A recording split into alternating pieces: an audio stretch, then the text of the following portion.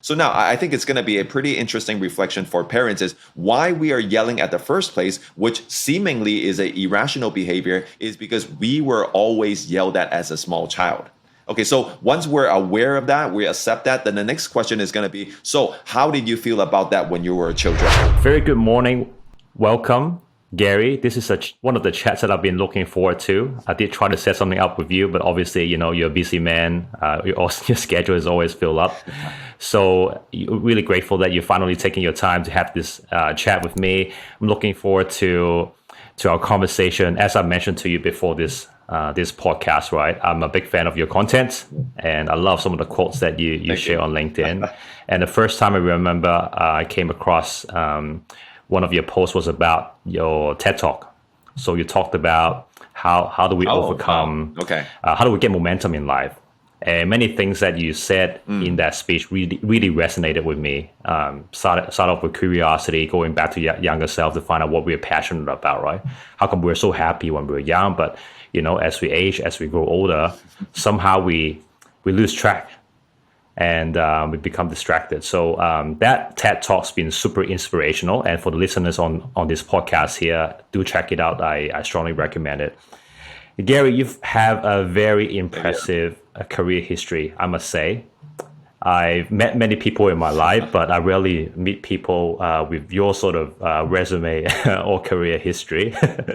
You work with some of the best household names in many different industries, from Apple, Unilever, Nestle, GSK, to luxury brand like LVMH. How did you do that?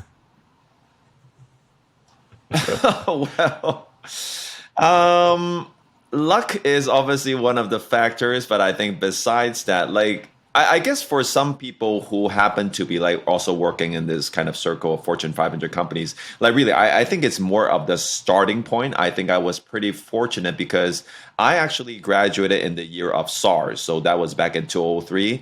And honestly, that time the economy was really bad here in Hong Kong. Things were not working well. So my first job was also not in a very big company. I actually joined a very small local company. They only had 30 people, and people can't even recall their name. But luckily, when I put it on my CV, that happened to be an authorized distributor for Procter & Gamble. So at least some people could relate to that. So actually, after I think around half a year, because my salary that time was, I think, less than $1,000 US. So it wasn't really ideal. So then I shifted to another small company. I was also a local firm. So it was after 2 years I had my first opportunity to work at Nestle.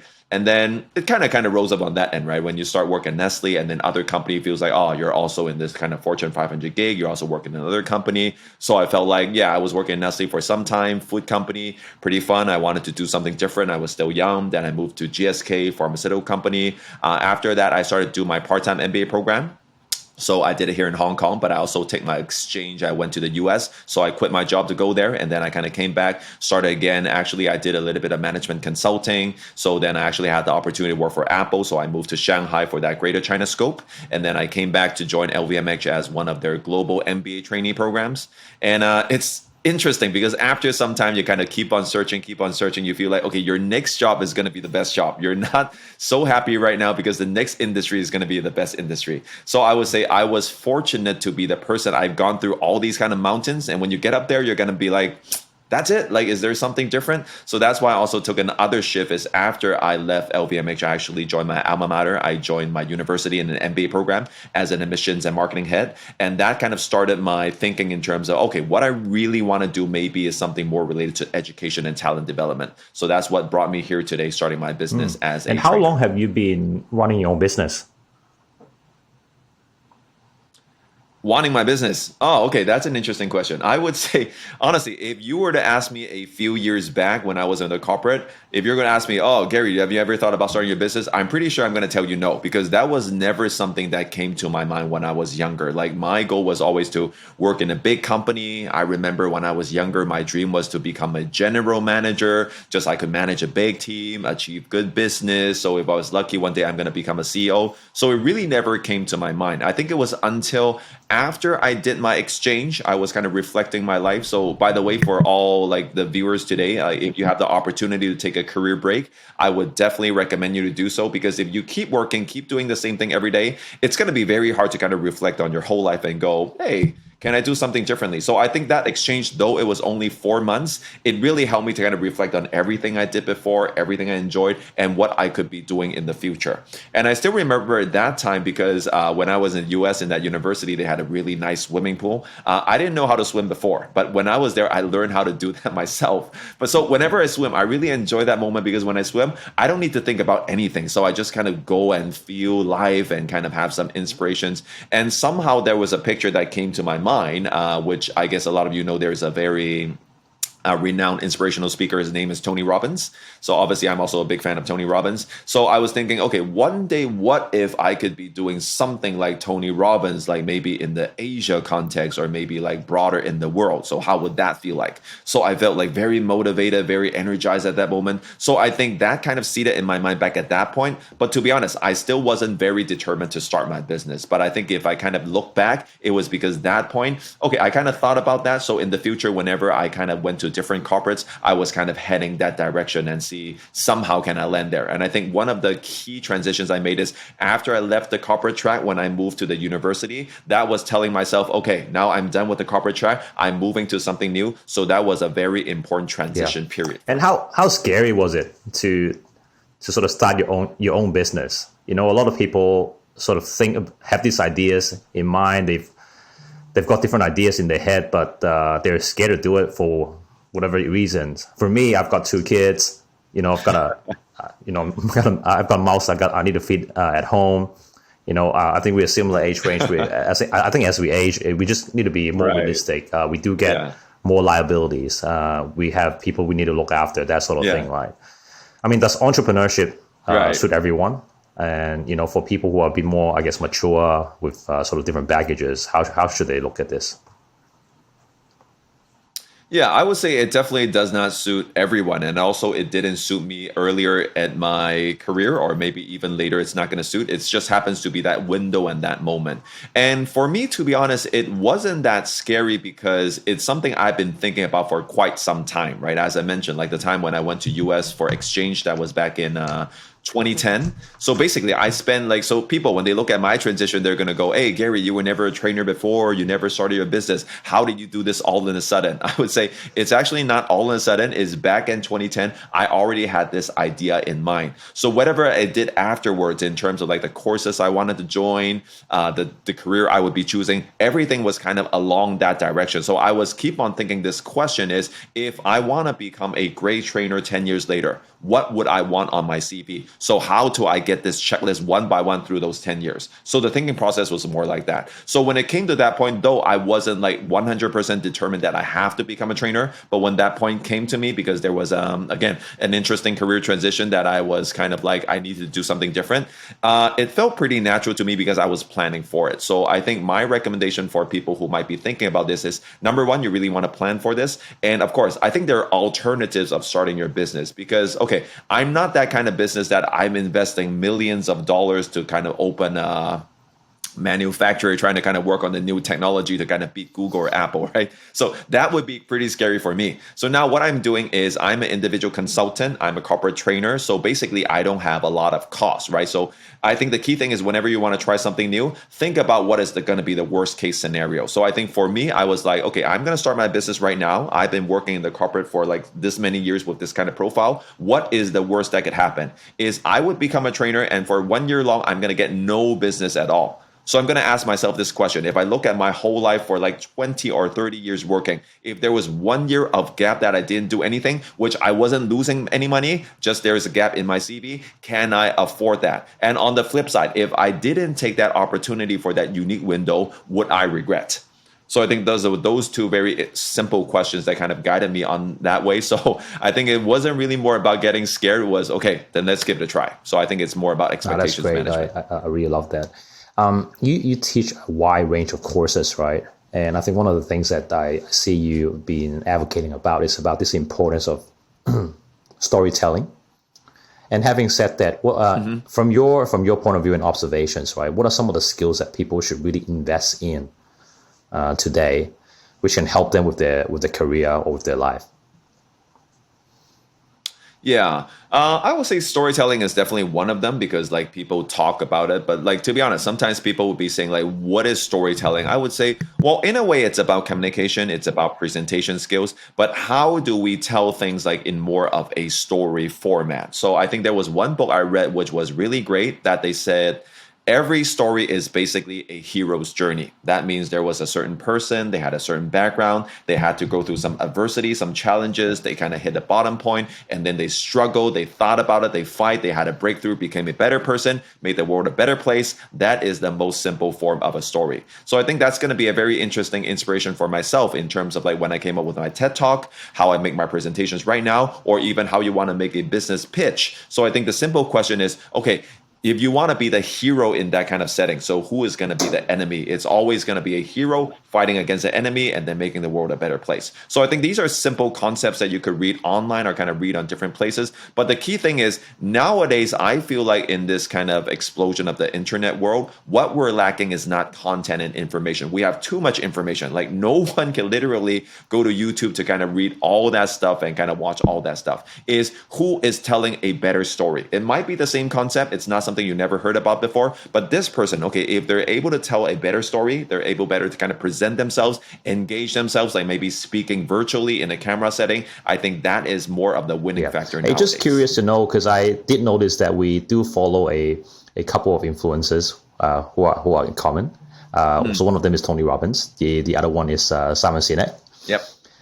Who is, like, from your point of view, who is a good storyteller that people can sort of go and reference and learn from them?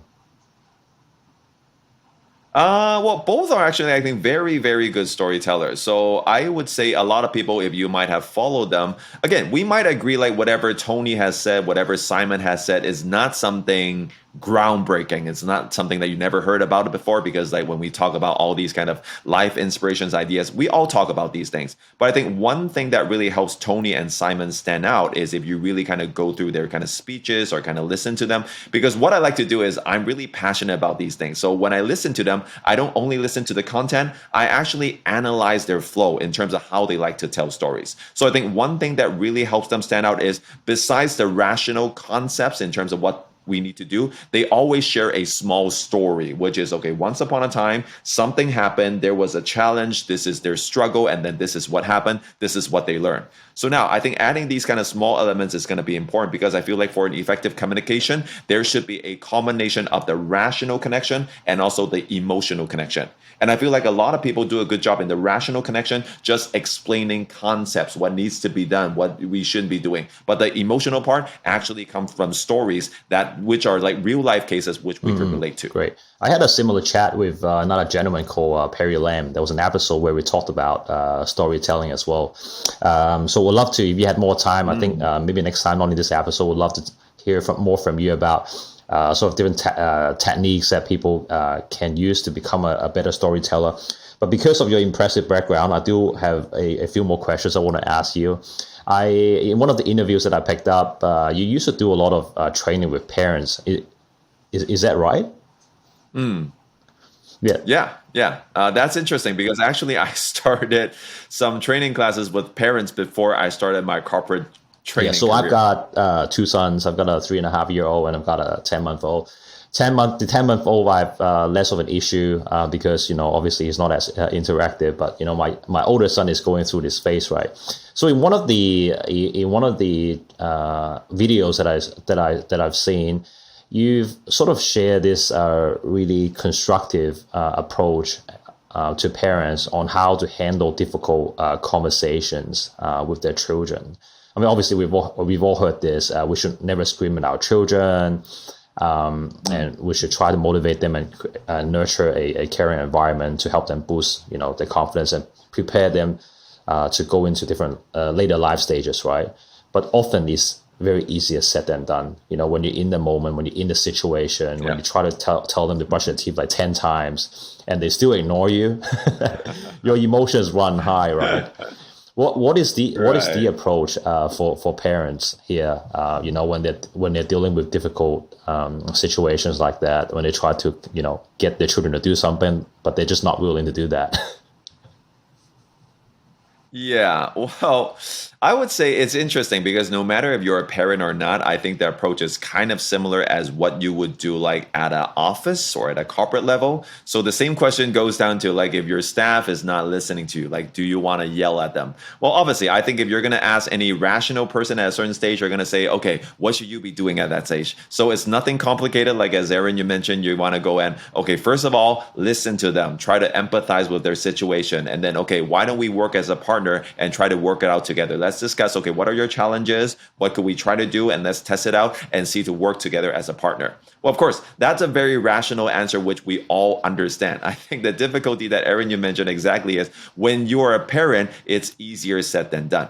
So if I could bring this to a higher level, because I feel like it's not just about skills, is if you happen to be a parent, like listening to this podcast, it might be interesting to ask ourselves, why are we yelling at our children at the first place? I would say not right now, right? Because when you do it more and more, you feel like these children, you need to kind of yell at them more. It's kind of more like a vicious cycle. But the key thing is, where did we first start it? Because if you're going to ask any rational person who happens to be not the parent of that person, or if you read any kind of books, or you kind of just ask the child itself, what would be the best way to motivate you? I think no one would say just yell at them. So I think back to some of the things I learned about in psychology is one thing about parenting is we would easily fall into the mode that our parents used on us. So that means when we were younger, we always get yelled at. So just like if you're going to ask any person who happens to be not a parent, hey, how should you deal with this situation? No one would say yell at them because they were not in that position yet. So now I think it's going to be a pretty interesting reflection for parents is why we are yelling at the first place, which seemingly is an irrational behavior, is because we were always yelled at as a small child.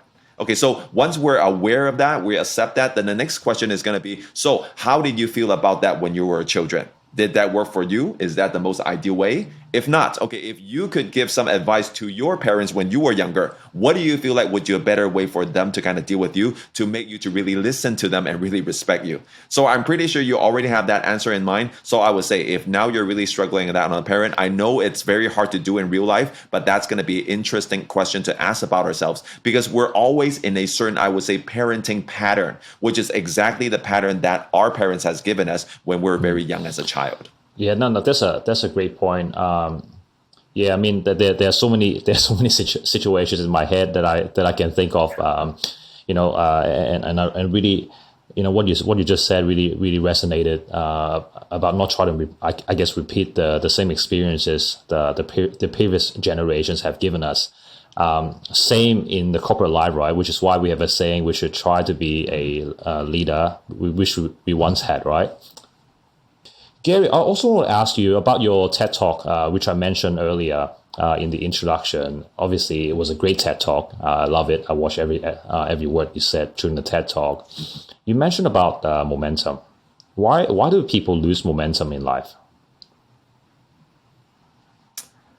Wow, that's a big question, Aaron, and it's also a great question. I would say, well, like people have different things happening in their lives. And I think if you kind of gone through my TED Talk, basically what I was mentioning is we all had like really good momentum when we were young, right? Because when we were like 2 to 3 years old, no matter what your upbringing was, like kind of your family situation, we tend to be very happy people. So I think at some point of time, we just kind of learned that we kind of lost our goal or something, right? We know what to want to do. So I would say momentum is kind of something that is relative because what do we mean by momentum is number one, we need to be like really aiming for something. So the number one thing is, do we have a clear life goal in mind? I think that's something that other people cannot determine for you. You really need to kind of think about it. But I think my learning in my life is you really want to think about very long-term and also very big goals. So of course, now for myself, if I want to aim to be like somehow a Tony Robbins in Asia in the future, that is a huge goal. So I have a lot of momentum because no matter what I achieve now, I still feel like there's going to be a long way to go. So your first question is, do you have that goal? And by the way, I think it's also very important because I talk about this quite oftenly in classes and people would say, oh, but I don't know what my goal is. I would say, fine. And people might say, hey, Gary, I might have a goal, but I might not be able to achieve it. I think that's going to be the key because everything kind of works together. Yes, you might have a goal. Honestly, no one would ever know whether you would be able to achieve it in the first place. But if you don't have the goal to begin with, then you're never going to have any kind of momentum. So I would say at the end of the day, it all comes to a choice. everyone could dream. Yes, I could dream. I might not be able to achieve it. That's fine. But your free will to whether you dream or not, that's really depending on you. So of course, if you really want that momentum, you want to have a strong goal. Then number two is you also want to think about your intention. Once you have that goal, so why do you really want to make this happen? And I would feel like a key thing that kind of a lot of people miss out is I think the best momentum is life when you are doing something for the people around you, but not for yourself. So as an example, like Aaron, like as a dad, I'm sure you're working very hard. You're doing everything you can when it's something for your kids or maybe for your family. So similarly, yeah, you might want to have a dream. You might want to have a goal. You might want to get rich, whatever that is. You also want to be very clear. Why are you doing that in the first place? Is it for the people around you, your family, your parents, your kids, your spouse, or is it about the people you're interacting with? So I think right now for me, a lot of that momentum comes from number one, I have a really big goal for myself. Number two, when I'm able to successfully do this, I can not only inspire the family around me, I could provide a better life and a better living for them. And at the same time, I'm always thinking for all of my workshops, what if you came in for my full day workshop, there was just one or two concepts that clicked a little bit. And somehow 5 years, 10 years later, that helped your career trajectory a little bit. So I keep on thinking about these things when I run my courses, and that actually gives me a lot of momentum because, well, to be honest, as a trainer, sometimes what we run into as challenges is we kind of repeat the same courses and over again. So how do you keep yourself motivated is not to focus on what I need to say, is the impact you can make on others. And I'm sure this applies to all kind of different professionals and careers. Just think about meaning comes from how we contribute to people around us. Another thing that you also often say is, if we try to use our brain to talk to people, we'll talk to, the brain part of the other person. But if we try to use our heart to communicate with the other person, we'll talk to their heart, right? And thank you for sharing just now, because it just reminded me of a quote that I heard somewhere. And someone once said to me, if you sort of aim for the moon, right? Even if you miss, you might still be amongst the stars. Exactly. Yeah, I love that quote as well. So far our conversation's been great. Learned so much about you, how you've come up with great content, how you inspire yourself, and how you sort of look at the world, and how do you look at using your content and your influence to help other people, right? I haven't heard so much about your challenges. Everything seems so smooth and rosy. You've got great content. So now obviously we've got a lot of common connections, and most of the people that I know in Hong Kong, they've heard of Gary. They know you deliver great training, right? What have you struggled with in the last 10 years? What were your down moments, and how did you get out of that? Wow, actually, I had a lot of down moments. I think the key thing is it might sound a little bit more positive when I talk about this because I don't really see these as challenges as much, because people might say like, oh, when you first come out, you didn't find a really good job. Your salary was low. Like there was time that my career was kind of stagnant a little bit. Honestly, like the time when I was actually leaving my company at the first time when I went to the MBA exchange program, that was that time because my company was laying off people.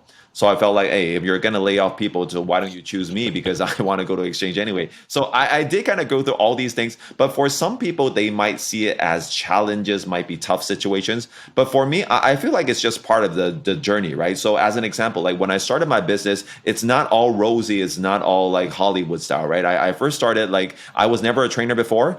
I didn't know what to teach. I didn't have courses on my hand. I didn't even know how to charge. I had no client bases. I had no connections. So when I first started back in 2018, for the first 6 months, I nearly got no business at all.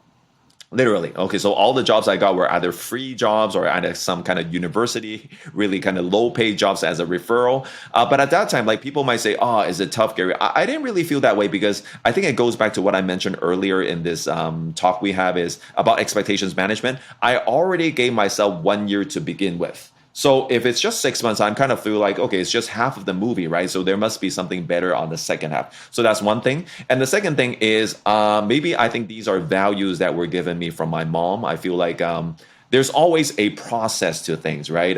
There's nothing lucky about whoever who is successful. We all know about that. It's about a lot of kind of hard work. So you're just kind of in that process. So I think something that one of my previous, I think, leaders reminded me is believe the process. I think that's a very good quote, is really, you need to believe in certain things to feel like I'm not in a tough situation. And my thing is, even if worst case scenario, I would say whatever you want to try, as long as you think about the worst case scenario. Okay, Gary, what if you try for 1 full year, you didn't get any business? So how do you feel about that? I still feel like, hey, that was a worthwhile life experience because I learned something new. At least I tried. And I don't need to be the person like when I'm 70 years old, I'm still kind of complaining to my son and say, at that time, I wish I would have started my business. So if it's going to be a gain for you anyway, I feel like it would just make you feel a lot more dedicated and committed to do that, because I think everything, you either succeed or you either learn something new. So really, when people ask me like, Gary, do you have any kind of failures?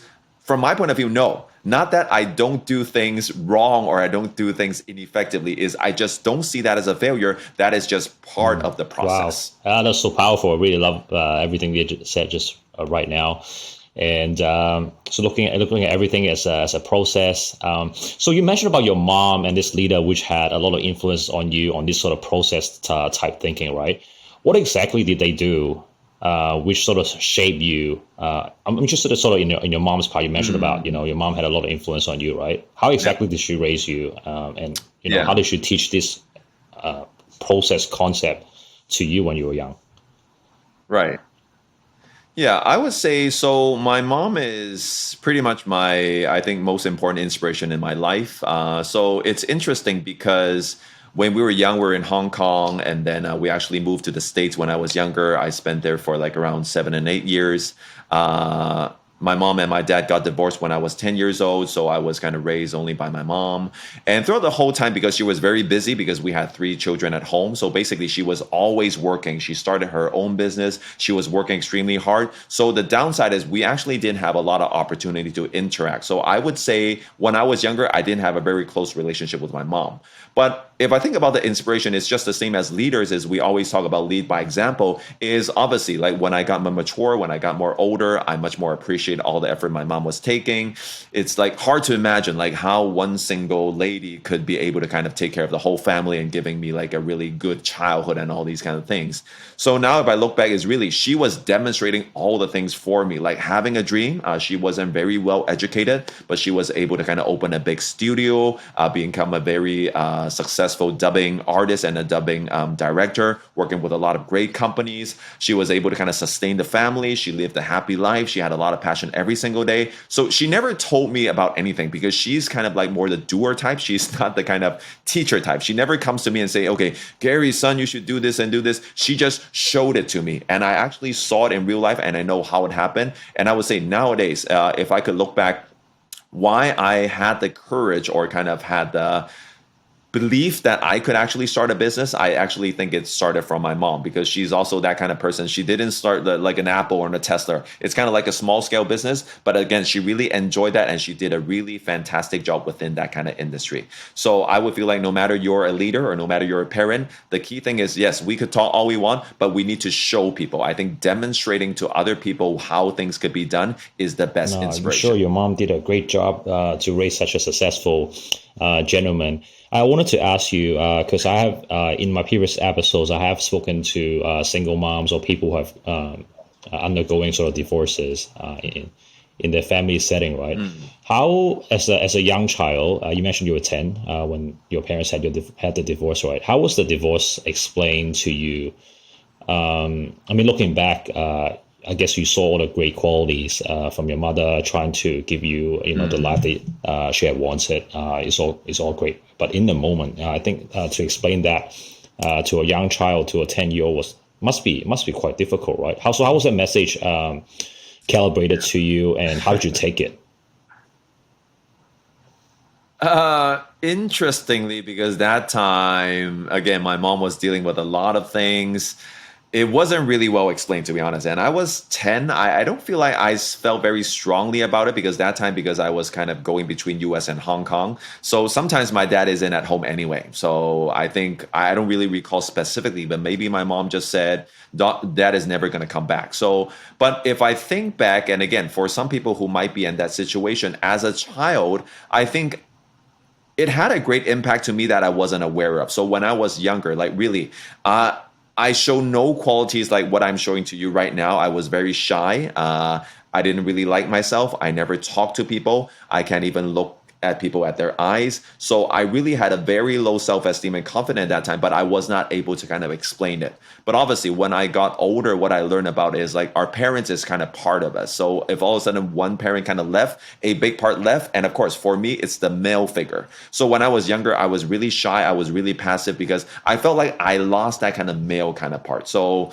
again, in my TED Talk, why I mentioned about like that reunion with my dad after 20 years, and I kind of totally became a different person because I feel like you can only be complete when you really complete that relationship with your parents. Honestly, no matter when they're here or even after they're left. So that was, I think, a very important psychology lesson that I learned. So again, if you happen to be a parent, if things happen at your home, really try to kind of still stay connected with your child and your kids, because that is a big part to kind of make them more, I think, more fulfilled or more like I think complete as a person. Because when one parent leaves, people have a tendency that one part kind of leaves them from a soul or kind of heart point of view. You also a certified coach, right? So obviously I guess getting divorced is one of the ways to resolve conflicts, and one of the courses you also teach about conflict management, right? Can you tell us a bit more about that? People who are in conflicts, either in sort of with their families or work, how could they think about this, and how could they approach conflicts? Obviously, walking away from that situation, getting divorces and whatnot is one way to deal with that, right? But there's so many other ways. Yeah. But how can we wire our mindset in such a way that, okay, we're not thinking about the sort of the worst case scenario for everyone. We're really thinking about sort of this win-win outcome for all the parties involved. Yeah. Right. Well, of course, there are going to be a lot of skills and techniques regarding confrontation management, which I don't want to spend the time to talk about here, because those things you could kind of easily read on internet. And I think it's also not the key. I would say like confrontation management, if I could conclude to one word, it really comes down to empathy. If we have empathy for the other party, technically there shouldn't be any kind of confrontation. So what do we mean by empathy? So the way I define it is, if I had the exact background and experience as that person, I might be doing the same thing as them. So that's kind of my definition. So there are some assumptions. Is if I had the exact same background, I had the same experience, I might do something similar. Not saying that you have done this right now, because when you have confrontations, usually is you're not accepting the other party doing something, and you might tell yourself, I'm never going to do that. So now the question is, why are people doing this? Do we really go down to the root reason? And because I studied a lot of psychology when I was younger, I understand a lot about like in terms of our family, how it impacts us, in terms of like our upbringing, our relationship with our parents, that's going to be a big thing. So I always try to kind of remind myself, no matter now I'm meeting with someone who I don't like as much, they're doing something that is irritating me. What I want to ask myself is, number one, why are they doing this in the first place? Okay, I would say no one likes to be hated. If they're doing some behavior that you kind of hate, they might have also gone through something really tough to be able to kind of give you that feeling they are someone who is hateable. So I want to kind of think about that. Not that I could always understand because I don't have all the information, but I think what I realize is when I start to think about why are they behaving like that at that split moment, I'm already calming down myself. And also, the second question I also want to ask myself is, okay, they might have done something, but why am I irritated in the first place? Because I feel like for everything that's happened, there should be responsibilities for both parties. Okay, that person might be doing something. Some people are irritated, but some people are not irritated. So what about me? What is going to be my part? So I feel like as long as we're thinking about these two things, basically our whole mental mindset is shifting. And I think one key thing when it comes to confrontation management is there's really nothing right or wrong, like because they have their own right, we have our own right, they have their own wrong, we have our own wrong, is really if we try to kind of understand each other. And of course, like, why do we want to be each other in the first place is because we appreciated each other. So it also comes down to, I think, the most basic talk we always talk about. Do you have half of a cup of water full or half of a cup of water empty? Like, as couples, I'm sure you appreciate a lot of those people, those things to kind of begin the relationship. So now every day we really want to remind ourselves, whenever we think about our couple, do we focus on the 10 things that we really love and appreciate about them, or the 10 things that we feel like they're missing and we hate about them? So I feel like it's nothing right or wrong. Is what we focus on is what determines our mindset. Thank you for sharing that framework with us. And I think that's very important for all of us to think about, during those heated moments. How could we start becoming more curious? That's one of the things you said about during your TED Talk, right? Curious about the other person, show empathy, try to understand, sort of the, not really thinking sort of in your own mindset, because everyone has different exposure. People like yourself, you have gone through divorces when you're age 10, right? Someone else might have a different experience with their family. So, people do things in a certain way because of certain exposure and certain biases. I think, like you said, it's good to take a step back and really try to put yourself in their shoes and understand why they're doing that. And then, the second question really comes back to, why am I getting irritated, right? What have they done which triggered this sort of emotions? And, by asking questions like these, it would really help us calm ourselves down and take another moment or two to think about, what's the best course of action following that, right? All right, Gary, I'm going to ask you 3 questions, and because I want to get to know you. I guess I'm sure the listeners would love to get to know you a bit more on a personal level. 3 questions. What's your favorite color and why? Blue. Why? Oh, I never thought about that. I happen to be in blue today. I think it's about calm and peace, if I think about it. Yeah. Yeah. Has it always been blue? Yes. Yeah. Okay. All right. My company is also in blue. Yeah. Good one there. You publish a lot of contents and quotes, right? Your personal favorite quote? Maybe the one I actually just posted this morning, literally, is I said, happiness is more about progression than destination. Yeah. Got it. Read it right here, actually. Actually did pick it up. I love that. I love what you mentioned about, sometimes finding happiness is it's not really about a job title and the ranks. It's really about making progresses in life. I also have some realization recently, because if I kind of think back, I feel like I even got a little bit more excited when I started my business, to be honest. Like, those things are like much better right now. Things are much more on track, but it's still like the time when I feel like I was progressing and doing something new. So I think that's a good reminder for someone like maybe early in your career. We always feel like we need to be achieving like a certain point or doing something to be happy, but really it's about that process. Yeah. Yeah. And last one, you can choose. Okay. I've got 2 here. Someone that you look up to or your favorite book? I think it kind of is the same thing, which is Tony Robbins, which I think the first book I read about him was called Unlimited Power. So yeah, definitely. I think someone interested in self-motivation, psychology, or inspiring other people, definitely recommend you to kind of read or kind of watch about Tony's content. It's great. Yeah. Well, Gary, again, so thank you so much for taking your time out to come and have a conversation with me. I've thoroughly enjoyed it, and hopefully, the experience has been mutual. I'm sure the listeners have a lot to learn from this episode. And just before we wrap up, where can people find you if they're interested in going to your training courses or reading some more of the content? Well, you could definitely connect me on LinkedIn by searching Gary Lowe, or you could also go to YouTube to search for Gary Lowe. So you'll be able to find my TED Talk and also some other videos. And of course, great pleasure to be on your show, Aaron. Thank you.